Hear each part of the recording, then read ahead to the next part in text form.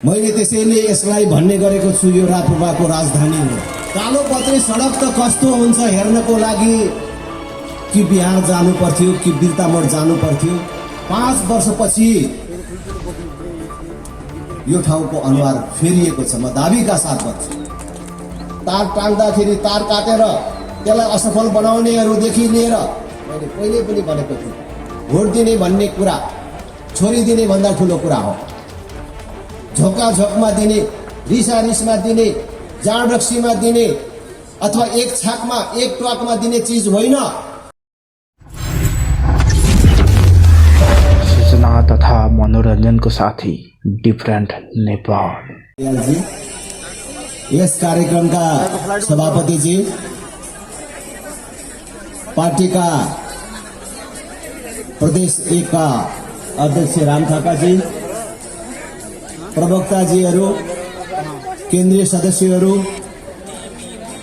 पार्टीका विभिन्न तहका पदाधिकारी सदस्य साथीहरू, उपस्थित अत्यन्तै प्यारा आमा बुबा दिदीबहिनी तथा दाजुभाइहरू, पत्रकार साथीहरू, उपस्थित अन्य भद्र महिला तथा सज्जनवृन्द, खास गरी राष्ट्रिय प्रजातन्त्र पार्टीको ऐतिहासिक एकता महाधिवेशन सम्पन्न भएपछि तपाईहरुसँग यस प्रकारको औपचारिक कार्यक्रममा पहिलोचोटि भेटघाट गर्न पाउँदाखेरि मलाई अत्यन्त खुसी लागेको छ। यो व्यवस्था मिलाउने पार्टीका सबै पदाधिकारी सदस्य साथीहरू र उपस्थित भइदिने सबै आमा बुबा दिदीबहिनी तथा दाजुभाइहरूमा हार्दिक धन्यवाद तथा आभार व्यक्त गर्न चाहन्छु।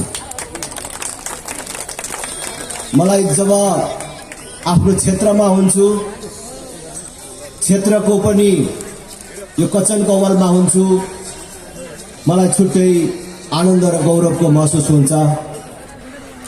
देशभर राष्ट्रिय प्रजातन्त्र पार्टी चुनाव हारिराखेको बेला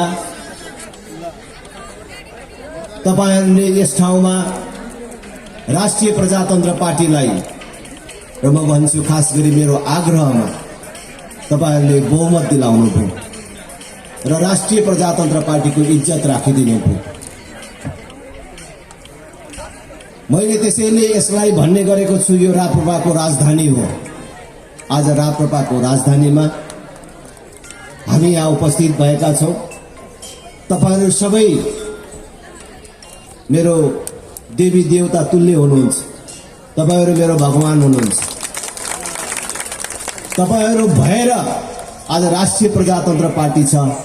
तपाईहरु भएर राजेन्द्र लिङ्गदेन छ। सायद तपाईहरुले राष्ट्रिय प्रजातन्त्र पार्टीलाई यो गाउँपालिकामा नजिताउनु भएको भए राजेन्द्र लिङ्गदेनले प्रतिनिधि सभामा जित्ने आधार बन्दैन थियो होला। अनि तपाईहरुले राजेन्द्र लिङ्गदेनलाई प्रतिनिधि सभामा नजिताएको भए धेरैले हेपेर भन्थे राजेन्द्र एउटा क्षेत्रको सीमित नेता हो भनेर भन्थे। यसको हाइटै पुग्दैन भनेर भन्थे मैले उठेर हिँड्दाखेरि, तपाईहरुको बीचमा आउँदाखेरि। तर तपाईहरुले जब प्रतिनिधि सभामा जिताउनु भयो, सायद प्रतिनिधि सभामा नजिताएको भए आज एउटा पार्टीको राष्ट्रिय अध्यक्ष पनि हुन पाउँदैन थियो होला। त्यसकारण मेरो आज जो व्यक्तित्व बनेको छ र म जे बनेको छु त्यसको जगमा तपाईहरु हुनुहुन्छ। त्यसकारण म फेरि पनि मेरा भगवान रूपी मेरा आमा बुबा दिदीबहिनी तथा दाजुभाइहरूप्रति धेरै धेरै धन्यवाद तथा आभार व्यक्त गर्न चाहन्छु। तपाईहरु सबलाई अभिवादन व्यक्त गर्न चाहन्छु हात जोडेर। मलाई थाहा छ 5 वर्ष अगाडि कचन कमलको के अवस्था थियो। ठीक यस्तै बेला जब आकाशमा बादल बढारिन थाल्थ्यो, पानी पर्ला पर्ला जस्तो हुन्थ्यो, कति बेला डुबिने हो ठेगान थिएन। पानी पर्यो भने कसैलाई सर्पले टोक्यो अथवा कोही दिदीबहिनीलाई सुत्केरी व्यथाले चेप्यो भने एम्बुलेन्ससम्म कुदाउन नपाएर अस्पतालको मुख देख्न नपाएर मर्नुपर्ने अवस्था थियो। कालोपत्रे सडक त कस्तो हुन्छ हेर्नको लागि कि बिहार जानु पर्थ्यो कि बिर्तामोड जानु पर्थ्यो। भद्रपुरको त्यो टाटा टुटी कालोपत्रेको त के कुरा गर्नु। कालोपत्रे सडकमा हिँड्न पाइन्छ, डुबानबाट मुक्त होइन्छ। हाम्रै गाउँमा सर्पले टोक्यो भने उपचार हुन्छ, यो कल्पना भन्दा बाहिरको कुरा थियो। त्यस बेलासम्म राजनीति भनेको नेताले गर्ने काम भनेको चुनावको बेला मासु भात खुवाउने, केटाहरूलाई मोटरसाइकलमा तेल हालिदिने, अलिअलि गोजीमा 200-400 हालिदिने, यही ठानिन्थ्यो। अनि नेताहरूले काम मिलाइदिने नाममा आफ्नै पार्टीमा पनि लगाउने र पैसा पनि झार्ने, नेताले गर्ने कामै त्यही जस्तो देखिन्थ्यो। आज 5 वर्षपछि यो ठाउँको अनुहार फेरिएको छ, म दाबीका साथ भन्छु। धेरै भन्नेहरूले भन्छन् तिमीहरूले के गर्यौ, यो गर्छौ त्यो गर्छौ भनेर भन्थ्यो, के गर्यौ भनेर भन्छ। आज थुप्रै कुराहरू गर्न बाँकी छ। मलाई थाहा छ यो भएन त्यो भएन, यो गर्न बाँकी छ त्यो गर्न बाँकी छ भन्ने थुप्रै कुराहरू तपाईहरुसँग छन्। तपाईहरु भन्दा बेसी असन्तुष्ट र दुखी म छु भन्ने कुरा तपाईहरुलाई थाहा छ। यहाँ अझै धेरै काम गर्न सकिन्थ्यो, धेरै गर्न पाइएन भनेर राजेन्द्र छटपटाएको छ भन्ने कुरा तपाईहरुलाई थाहा छ। तर आज म देशभरि डुलेर हेरेको छु, जति काम यहाँ भएको छ नि यतिको काम नेपालको कुनै पालिकामा भएको छ।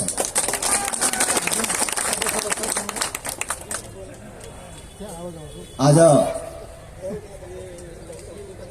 तपाईहरु सबैलाई म आग्रह गर्न चाहन्छु, हामीले गर्नुपर्ने थुप्रै कामहरू छन् र आगामी दिनमा हामीले ती कामहरू पूरा गर्छौं मात्र होइन, तपाईहरुले गरेको सानो मद्दतले, तपाईहरुले हामीले जुन हिलोमा डुबेर बस्थ्यौं, जुन अभाव र विपत्तिमा बस्थ्यौं, सुरुमा भन्नुहुन्थ्यो, अरे हेर राजेन्द्र, हामीले पूर्व जन्ममा के पाप गरेछौं अनि यो कचन कवलमा अथवा यो केचनामा पथरियामा आएर बसेछौं, हेर त मजाले पाल्नु पर्यो भने एम्बुलेन्स पनि कुद्दैन भनेर भन्नुहुन्थ्यो। र मैले तपाईहरुलाई सधैँ बारम्बार भन्थे, तपाईहरुले पूर्व जन्ममा कुनै अपराध गरेर,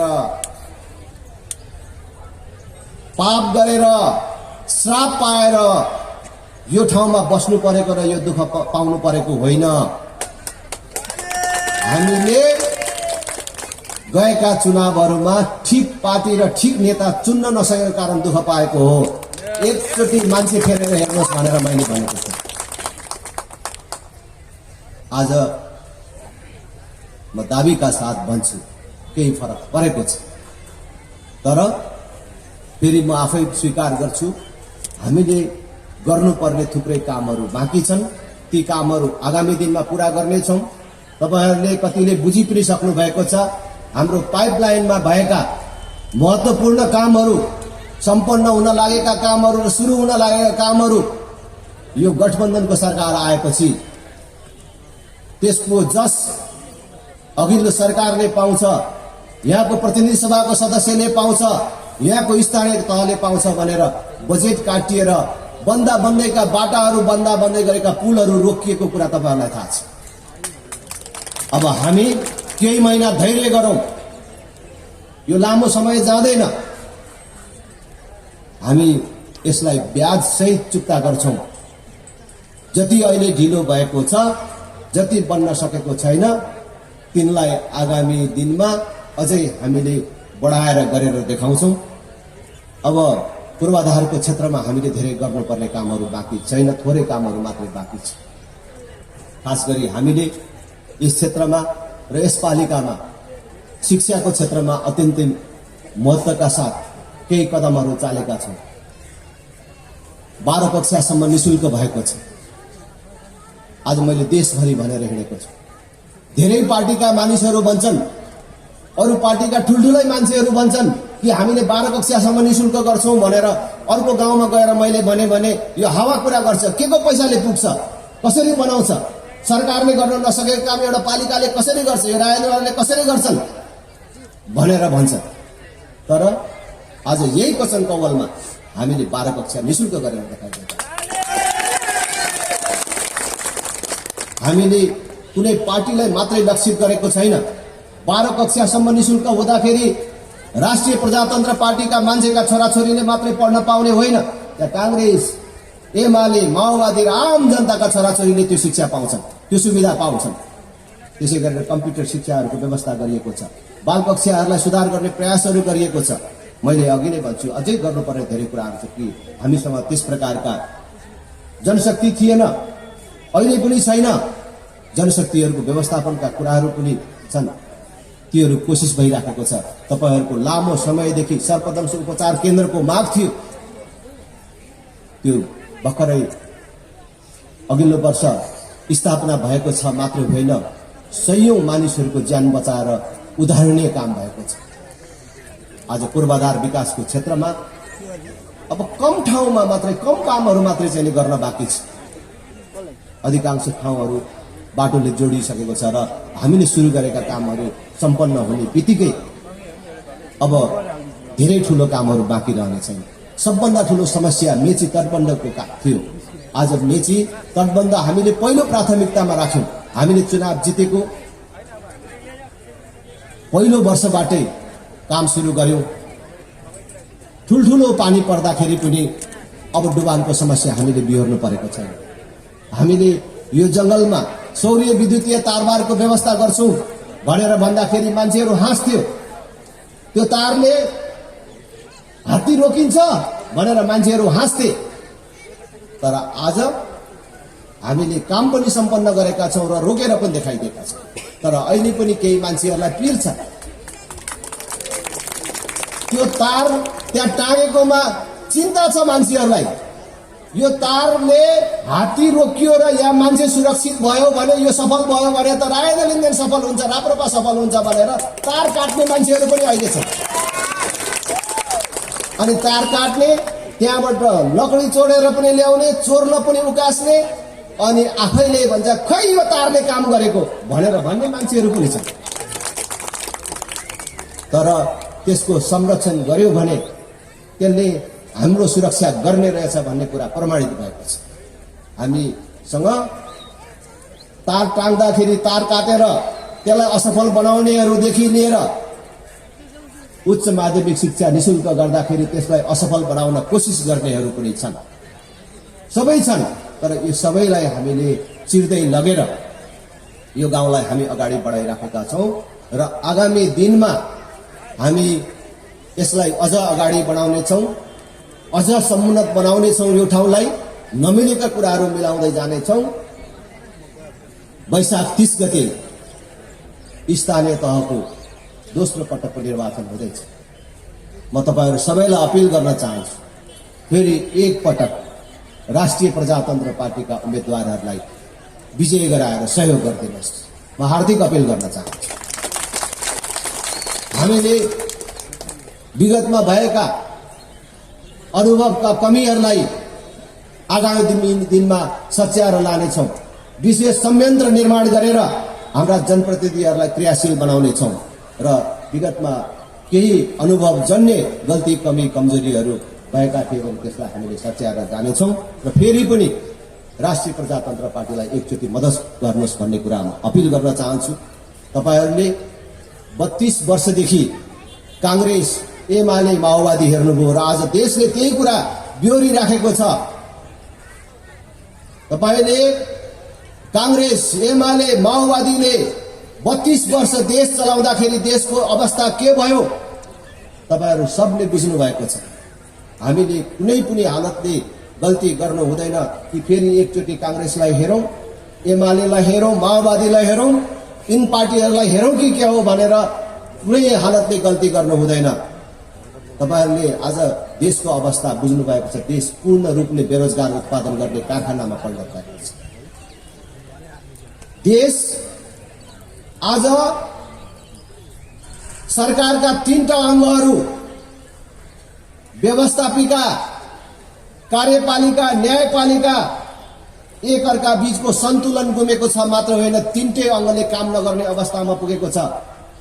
देशको अर्थतन्त्र डामाडोल भएको छ। ब्याङ्कमा चेक नसाटिने अवस्था पुगेको छ। ब्याङ्कले लगानी बन्द गरेको छ। यो सामान्य कुरा होइन।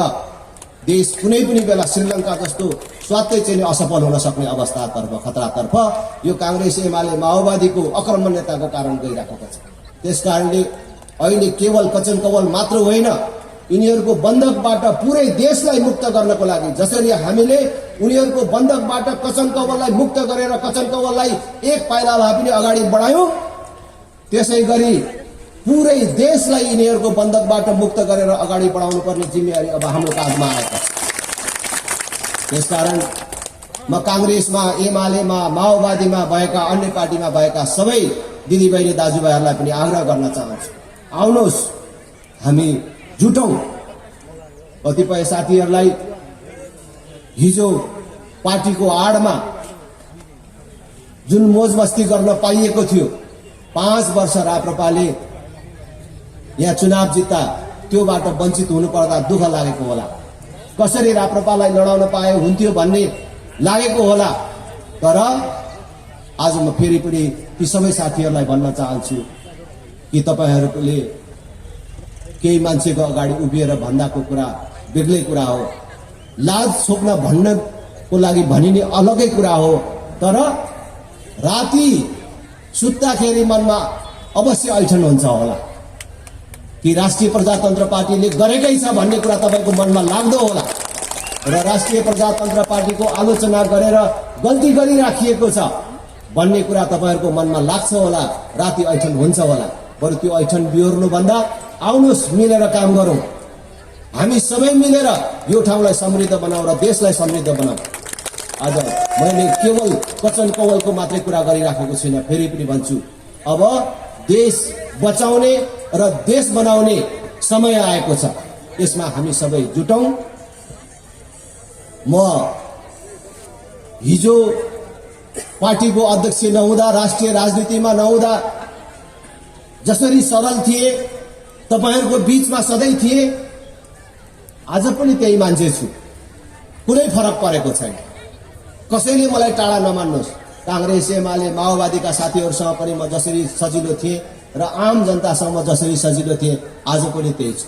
समयको कुरा हो, अलिकति समय मसँग कम हुन्छ होला, तर म तपाईँहरूसँग टाढा भएको छैन। राजेन्द्र हामीसँग टाढा भयो भन्ने तपाईँहरूले नठान्नु होला। म तपाईँहरूको साथमा छु। यहाँको सानो सानो समस्या, सानो सानो काममा मेरो दृष्टि परिराखेको हुनेछ। अहिले सबै प्रकारका सुविधाहरू उपलब्ध छन्। त्यो सुविधाको उपयोग गरेर म तपाईँहरूसँग जुनसुकै बेला जोडिन्छु। अनुहार हेरेर कुरा गर्न मन लागे अनुहार हेरेर कुरा गर्न पाइन्छ, कानमा मात्रै कुरा गर्ने भए कानमा मात्रै कुरा गर्न पाइन्छ। त्यसकारण मलाई टाढा नठान्नुहोस्। अब आउने भोट तपाईँ सोची विचारी गरेर हाल्नुहोस्। मैले पहिले पनि भनेको थिएँ, भोट दिने भन्ने कुरा छोडिदिने भन्दा ठुलो कुरा हो। झोका झोकमा दिने, रिसा रिसमा दिने, जाँड रक्सीमा दिने अथवा एक छाकमा एक ट्वाकमा दिने चिज होइन। मैले सधैँ भन्छु, आज यो क्षेत्रका जनतालाई 25औं वर्षदेखि केही राजनीतिक दलहरूले छाकेर ट्वाके बनाएर राखेको थियो। त्यसबाट बल्ल हामी अगाडि निस्केका छौँ। त्यसकारण अब फेरि त्यो चक्रमा हामी फस्नु हुँदैन। हामीले त देशमा उदाहरण प्रस्तुत गरेका छौँ। आज कचन कौवाललाई देशभरिले चिन्छ। कचन कौवालले ठिक गरेको रहेछ भनेर आज देशभरिका मान्छेहरूले भन्छन्। आज त्यही परतिर बारदशीमा जानुहोस् त बारदशीका मान्छेहरू के भन्छन्? कचन कौवालमा 12 कक्षासम्म निशुल्क हुन सक्ने हाम्रो बारदशीमा चाहिँ किन 12 कक्षासम्म निशुल्क नहुने? त्यही हिमालीका मान्छेहरू भन्छन् कचन कौवालमा चाहिँ 12 कक्षा निशुल्क हुन सक्ने, हाम्रोमा चाहिँ किन फिस तिरेर पढाउनु पर्ने? आज मान्छेहरू पश्चाताप गरिराखेका छन्। कचन कौवालका जनता बाठो रहेछन्। कचन कौवालको जनताले राप्रपालाई जिताएर ठिक गरे भनेर अरूतिरका मान्छे भन्दछ। त्यस कारणले आज कचन कौवालको नाम देशभरि छरछिमेकमा छ। त्यस कारणले यो गौरव तपाईँहरूले बचाइराख्नुहोस्। यो गौरव बचाउन तपाईँहरू एकजुट हुनुहोस्। म सधैँ तपाईँहरूको साथमा छु। मैले भने कि अब तपाईँहरूको मेहनतले, तपाईँहरूको आशीर्वादले हामीले जुन अवसर प्राप्त गरेको छौँ, मैले अहिले जुन अवसर प्राप्त गरेको छु र हाम्रो अगाडि जुन सम्भावनाहरू छन्, त्यो सम्भावना मेरो लागि मात्र होइन, त्यो अवसर मेरो लागि मात्र होइन, त्यो अवसर र सम्भावना कचन कौवालका राप्रपाका मान्छेहरूको लागि मात्र होइन, यस क्षेत्रका सबै नागरिकहरूको लागि आउँदैछ। त्यो अवसरको सदुपयोग गरौँ, हामी सबै जुटौँ, कोही पनि नभागौँ। तपाईँहरू सबलाई थाहा छ म कुनै पूर्वाग्रह राख्ने मान्छे होइन। म सानो चित्तले राजनीतिमा लागेको मान्छे होइन। सत्तालाई स्वार्थ मान्ने भएको भए मसँग अनेक बाटोहरू थियो, तपाईँहरू सबलाई थाहा छ। तर मैले जानेर बुझेर यो कष्टकर बाटो लिएको हुँ र यो कष्टकर बाटोबाट यही बाटो कष्टकर छ, तर यही बाटोबाट फेरि देश बनाउन सकिन्छ। यही बाटो हो देश बनाउने बचाउने भनेर म लागेको छु र त्यो आज बिस्तारै सत्य साबित हुँदै गएको छ। पुरै देशको समर्थन अब हाम्रो पक्षमा आइरहेको छ। तपाईँहरू भ्रममा नपर्नुहोस्। राष्ट्रिय प्रजातन्त्र पार्टी आउने चुनावमा पहिलो पार्टी बन्ने बाटोतर्फ अग्रसर भइसकेको छ। अब यो बाटो कसैले रोकेर रोकिँदैन। जसरी तपाईँहरूले विगतमा विश्वास गर्नुभयो, अब एकचोटि विश्वास गर्नुहोस्। राजेन्द्र लिङ्गदेन पटक पटक कालको मुखबाट फर्केर आएको मान्छे हो। एकचोटि माओवादी साथीहरू र सात दल भन्नेले मिलेर सँगै बिर्ता मोडमा भौतिक रूपमा आक्रमण गरे। अब यति भए थप्नु पर्दैन, बाँच्दैन भनेर फ्याँकेको मान्छे, बाँच्यो भने पनि गरी खाँदैन भनेर भनेको मान्छे बाँचेर आए। तपाईँहरूको आशीर्वादले सांसदसम्म भए, तर फेरि अस्ति कोरोनाले गाँज्यो। एकछिन मात्रै ढिलो भएको भए, अलिकति मात्रै गल्ती भएको भए सायद तपाईँ हाम्रो भेटघाट हुँदैन थियो। त्यसको मुखबाट पनि फर्केर आए। पटक पटक कालको मुखबाट फर्केर आएको मान्छे के म तपाईँहरूलाई रुवाउन फर्केर आएको होला? तपाईँहरूलाई धोका दिन फर्केर आएको होला? तपाईँहरूको आँखामा आँसु झार्दैन, तपाईँहरूलाई थुक्क यो मरा पनि चोरै रहेछ भन्न लाउनको लागि, भनी माग्नको लागि फर्केर आएको होला? मलाई थाहा छ म अझ मरि छैन, म पनि मर्नुपर्छ। एक दिन म विसर्जित हुने नै छ। सधैँभरि बाँच्नको लागि म फर्केर आएको होइन, तर केही वर्ष थप बाँच्नको लागि मात्र आएको होइन, तपाईँहरूको अनुहारमा हाँसो र खुसी ल्याउनको लागि म फर्केर आएको मान्छे हो। तपाईँहरूको अनुहारमा हाँसो र खुसी नल्याइकन म फर्केर जान्छु। त्यसकारण विश्वास गर्नुहोस्, हामी एउटा निष्ठाको साथ सङ्कल्प, फेरि पनि भन्छु पहिलेको जस्तो समय मैले मिलाउन सक्दिनँ, तपाईँहरूको घर घरमा पुग्न सक्दिनँ होला, तर राजेन्द्र सधैँ हाम्रो साथमा छ। राजेन्द्रले सधैँ हामीलाई हेरिराखेको छ, सधैँ हाम्रो सुख दुःखमा छ। राजेन्द्र हाम्रै अगाडि छ भन्ने सम्झेर राष्ट्रिय प्रजातन्त्र पार्टीलाई र मेरा उम्मेदवार साथीहरूलाई मद्दत गर्नुहोस् भन्ने आग्रह गर्दै तपाईँहरूको यो भव्य उपस्थिति र सहभागिताको लागि धेरै धेरै धन्यवाद दिँदै बिदा लिन्छु। र बिदाभन्दा अगाडि एकचोटि साथीहरूलाई त सुनाउनै पर्यो। अब तपाईँहरूले एकचोटि मलाई फेरि यहाँ सहयोग गर्नुहोस्। तपाईँहरू तयार हुनुहुन्छ होइन? पर के छ फेरि? पर यसै सुन्न मात्रै आएको हो, राप्रपाको होइनन् भन्देला फेरि।